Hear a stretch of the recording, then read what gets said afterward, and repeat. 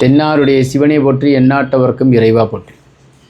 நீங்கள் ஒரு பழைய வீடு வாங்குறீங்கன்னு வச்சுக்கோங்களேன், ஓல்டு ஹவுஸ் வாங்குறீங்க, என்னென்ன கடைப்பிடிக்கணும்.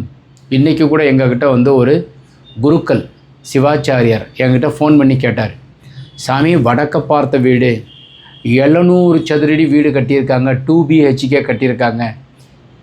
ஸோ வீடு கட்டியிருக்காங்க, வாசப்படி இருக்குது, பின்னாடி தெற்கு பக்கம் 200 சதுரடி காலி இடம் இருக்குது. அதில் என்ன இருக்குது சாமி, நானே உங்களுக்கு அந்த 200 சதுரடி கட்டித்தர்றேன் அப்படின்னு சொன்னேன்.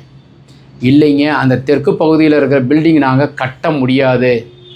ஏன் அப்படின்னு கேட்டதுக்கு, அதில் வந்து HT லைன் வயர் போகுது, அதுக்கு கீழே காலி இடமாக தான் விடணும் அப்படின்னு சொன்னாங்க. ஸோ பழைய வீடு தான் வாங்கிறதுக்கு முன்னாடி இந்த அமைப்பு இருக்கிறதுக்கு உண்டான அமைப்பு விற்கிறார் ஒருத்தவர்.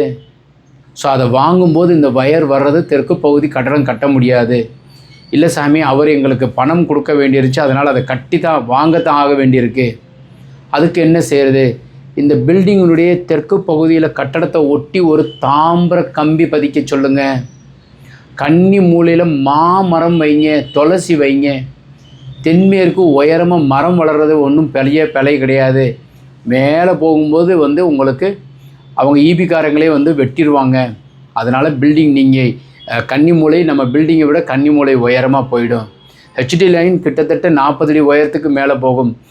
இந்த கட்டடத்திற்கு உண்டான அளவை விட கொஞ்சோண்டு கன்னி மூலை மாமரம் உயரமாக போயிடும்.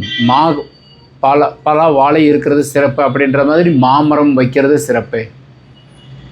ஸோ அதனால் நீங்கள் வீட்டுக்கு உண்டான பழைய வீடு வாங்கும்போது இதெல்லாம் கவனத்தில் கொண்டு வாங்குவது சிறப்பு. எங்கள்கிட்ட நிறைய பழைய வீட்டுக்கு உண்டான வரைபடம் அனுப்புவாங்க. நீங்கள் நல்லா கவனிச்சுக்கோங்க. இது எல்லாம் இருந்து சரியாக இருந்தால் வாங்கிக்கோங்க. பழைய வீடு வாங்குவதற்குண்டான அமைப்பு உங்களுடைய ஜாதகத்தில் அந்த அமைப்பு உள்ளதா என்பதை பார்த்து வாங்குங்க. வணக்கம்.